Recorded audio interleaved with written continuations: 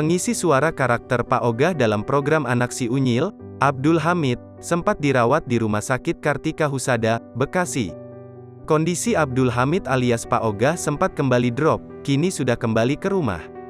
Bersyukurnya, Pak Ogah kini sudah diperbolehkan pulang dari rumah sakit setelah mendapat perawatan.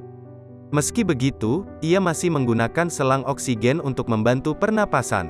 Dari penampakan foto yang diunggah, Pak Ogah terlihat sedang tidur. Alhamdulillah sudah pulang dari RS, kata akun @pakogah_real. Doa untuk kesembuhan Pak Ogah terus mengalir dari netizen. Mereka berharap kondisi kesehatan Pak Ogah segera pulih agar bisa beraktivitas seperti sedia kala. Semoga cepat sembuh buat Pak Ogah ya, komentar netizen.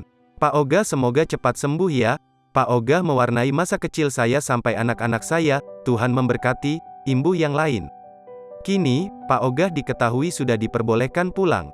Hal ini diketahui dari keterangan istri Pak Ogah, Yuyun Widayanti. Ia membeberkan kondisi terkini Pak Ogah usai pulang dari rumah sakit yang kini dibantu memakai alat oksigen.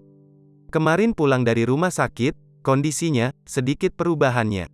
Di rumah juga masih dibantu oksigen, ucap Yuyun Widayanti.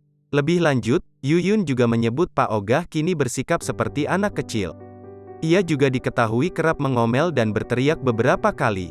Sadar, cuman daya pikirnya seperti anak kecil, suka marah-marah.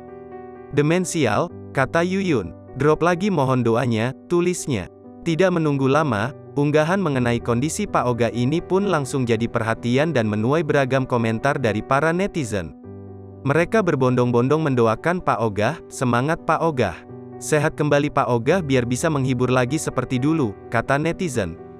Yang terbaik buat kakek Abdul Hamid. Tokoh favorit aku dari kecil bahkan dari kokoku kecil.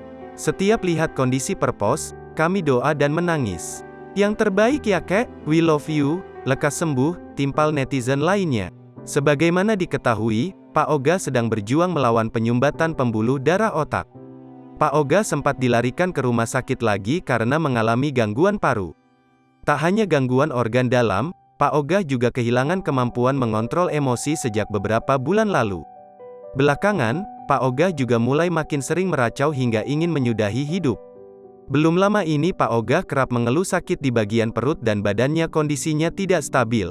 Ini merupakan kali keempat Pak Ogah dilarikan ke rumah sakit dan mendapatkan perawatan intensif.